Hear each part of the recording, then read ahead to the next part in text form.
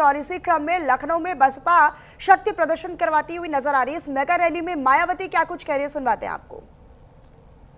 तो ना उन्हें पीडीए याद आता है और ना मान्यवर श्री कांशीराम जी की जयंती और ना ही पुण्यतिथि उनको याद आती है सरकार में रहकर। लेकिन जब वो सत्ता से बाहर हो जाते हैं तो समाजवादी पार्टी को फिर याद आता है कि हमें संगोष्ठी करनी चाहिए। मैं सपा मुखिया अखिलेश यादव से मैं ये पूछना चाहती हूँ, यदि मान्यवर श्री कांशीराम जी के प्रति आपका इतना ही आदर सम्मान था तो जब यूपी में मेरी सरकार थी तो मेरी सरकार ने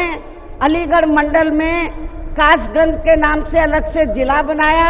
उस जिले का नाम मान्यवर श्री कांशीराम जी नगर के नाम से रखा था।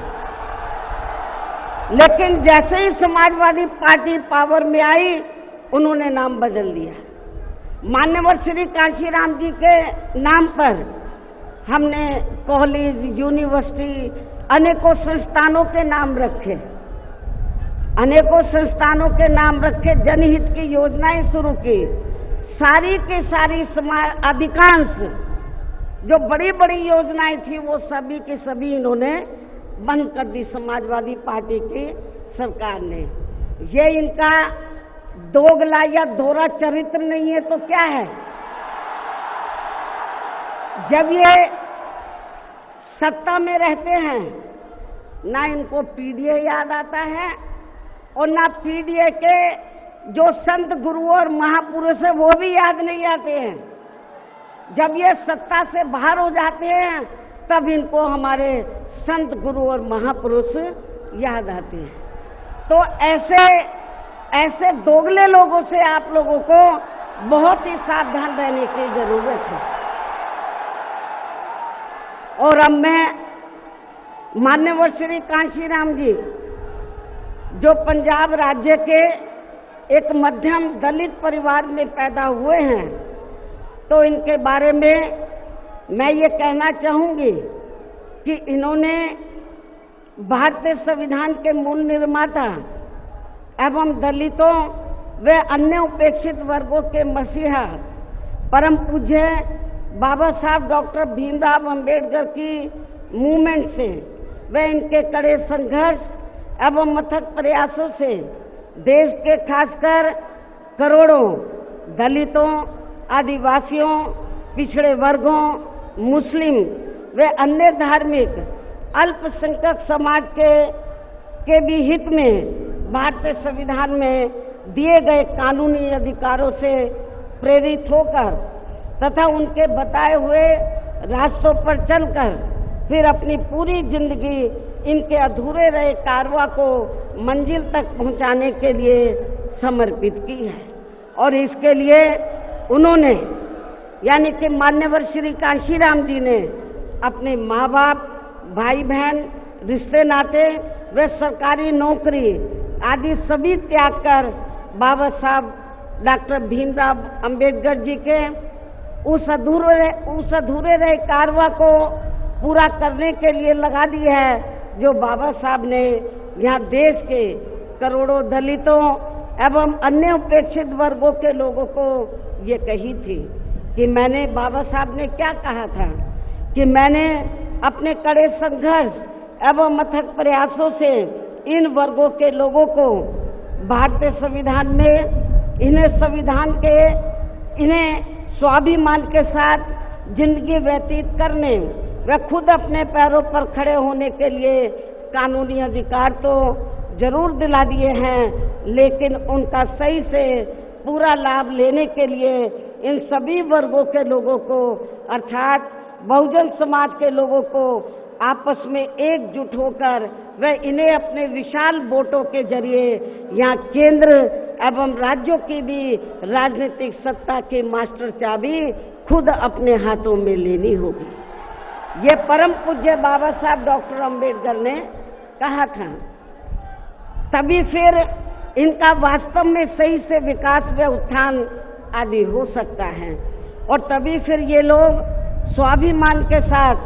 अपनी पूरी जिंदगी व्यतीत कर सकते हैं। क्योंकि इस मामले में बाबा साहब डॉक्टर भीमराव अंबेडकर जी का ये कहना था कि देश में राजनीतिक सत्ता वह एक ऐसी मास्टर चाबी है जिसके जरिए इन वर्गों के लोग अपनी सभी समस्याओं का समाधान खुद कर सकते हैं। साथ ही ये लोग भी यहाँ अन्य वर्गों की तरह पूरे आत्मसम्मान व स्वाभिमान के साथ अपनी खुशहाल जिंदगी व्यतीत कर सकते हैं। और इसके लिए बाबा साहब डॉक्टर भीमराव अंबेडकर जी ने इन वर्गों के लोगों को जो भी रास्ते दिखाए तो वे उनके जीते जी तो पूरे नहीं हो सके थे, जिन्हें फिर उनके देहांत के बाद उन रास्तों पर चलने व उनके इस अधूरे रहे कारवां को मंजिल तक पहुंचाने के लिए मान्यवर श्री कांशीराम जी ने अनेकों कष्ट झेलकर अपनी पूरी जिंदगी लगा दी है और वे अपने जीते जी इस मकसद में काफी हद तक कामयाब भी हुए हैं। और खासकर इन्होंने यहाँ आबादी के हिसाब से देश के सबसे बड़े प्रदेश उत्तर प्रदेश में अपनी पार्टी के नेतृत्व में कई बार सरकार बनाकर वह उत्तर प्रदेश सहित नजदीक के लगे राज्यों में भी पार्टी के कुछ सांसद व विधायक आदि भी जिताकर बाबा साहब के कारवां को